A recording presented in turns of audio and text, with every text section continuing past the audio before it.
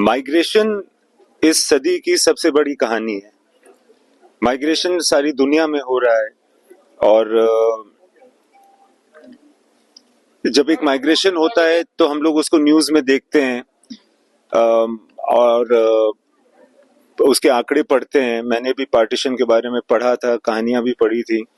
But जब उन लोगों से मिला जिन्होंने पार्टीशन देखा है अपनी नजरों से, तो उनकी कहानी मुझे काफी अलग लगी। मैंने एक्सपेक्ट नहीं किया था कि इतनी लेयर्स में उनकी कहानी है। फिर मुझे समझ में आया कि अगर किसी ने पार्टीशन का दर्द सहा है तो फिर जिंदगी भर उसको हिम्मत कैसे हुई जिंदा रहने की, बाकी इस दुनिया में कमाने की, आगे बढ़ने की। फिर मुझे पता चला कि बहुत सारी दिल में बहुत प्यार होना चाहिए मुसीबतों से झगड़ा करने के लिए, और यही प्यार लेकर के वो आए थे जब वो अपना घर उन्होंने छोड़ा था। तो इन कहानियों से मैं बहुत ज्यादा प्रभावित हो गया था और इन कहानियों को जोड़कर ही मैं वापस आऊंगा बनाया है। और यहाँ जैसे आपने देखा, अभी मैं पुणे आया हूँ, आप लोगों से मुलाकात हो रही है। यहाँ ऑडियंस को बेसिकली मैं थैंक यू बोलने आया हूँ, क्योंकि ऑडियंस ही इस कहानी का प्रचार कर रही है, इस फिल्म का प्रचार ऑडियंस कर रही है।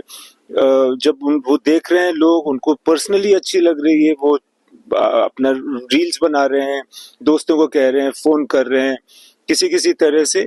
अब देखिए, अब ऑडियंस ज्यादा से ज्यादा, हर दिन ज्यादा से ज्यादा आ रही है सिनेमा थिएटर में। मगर यहाँ पर भी बहुत सारे ऐसे लोग थे जिन्होंने पार्टीशन के बारे में सुना है, देखा है। अक्सर हमें किसी किसी थिएटर में ऐसे भी लोग मिल जाते हैं जिनकी फैमिली में पार्टीशन की हिस्ट्री है। वो लोग ऑब्वियसली बहुत ज्यादा रिलेट करते हैं। यहाँ पे स्पेसिफिकली तीन बंगाली लेडीज मिली।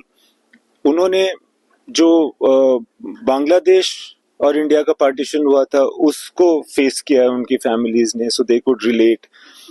कुछ कश्मीरी थे, मतलब अनफॉर्चुनेटली हर जगह ना कुछ इस तरह का इंसिडेंट हुआ है। So we have all faced it and I thought that like I really felt compelled that मैं ऐसी कहानी कोई बनाऊं which is about this largest displacement in human history।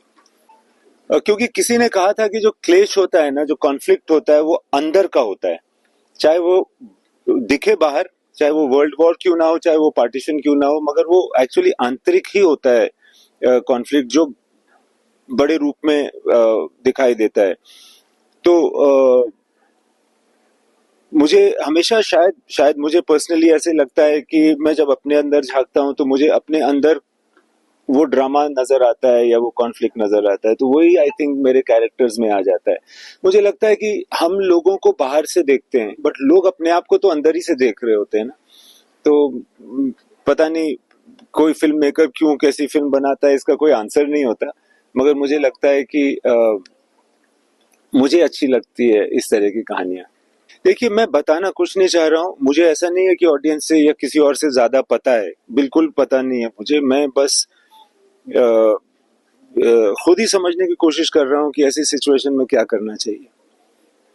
मैं एज अ डायरेक्टर, मेरा काम दुनिया को ये नहीं बताना है कि क्या सही है क्या गलत है। मुझे खाली एक कहानी कहनी थी, वो मैंने कहानी कही। उसके बाद आखिर में मुझे लगा कि यही चीज दुनिया में अभी भी तो हो रही है और उसका चित्रण मैंने किया है।